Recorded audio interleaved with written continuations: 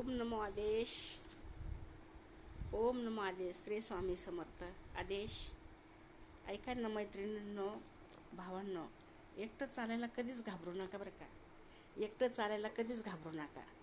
आणि एकटंच हे जीवनामध्ये संपर्क करायला शिका. काही ना, ही दुनिया खऱ्याची नाही आहे. असं काही जिद्द ठेवा, अशी काही जिद्द ठेवा का आपण काहीतरी करून दाखवलं पाहिजे. अशी काही जिद्द ठेवा का आपण काहीतरी करून दाखवलं पाहिजे. ह्या जीवनामध्ये काहीतरी सार झाला पाहिजे आपल्या जीवनाचा, तरच ही जिंदगी.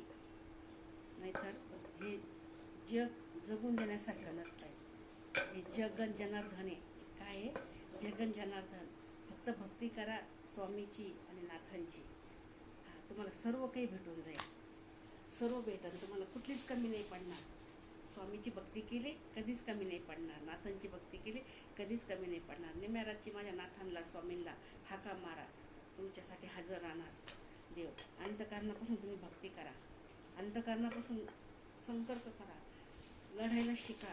अंतःकरणापासून शून्यातून जग निर्माण केलं स्वामीच्या भक्तीने, नाथाच्या भक्तीने. शून्यातून जग निर्माण केलं. त्याच्यामुळं आज हे दिवस बघितले. शून्यातून जग निर्माण केलं. असं जिंदगीमध्ये काहीतरी करून दाखवा.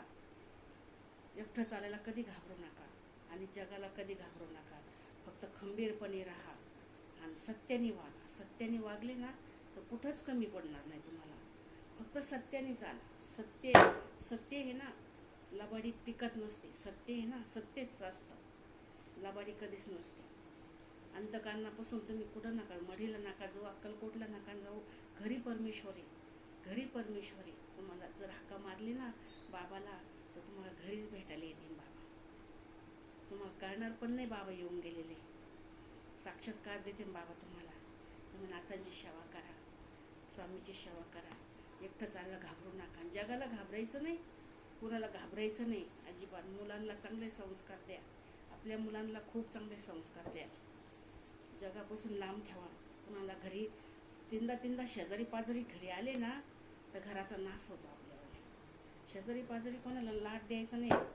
शेजारी पाजारी आले का लेकरा बाळांवर परिणाम होतो.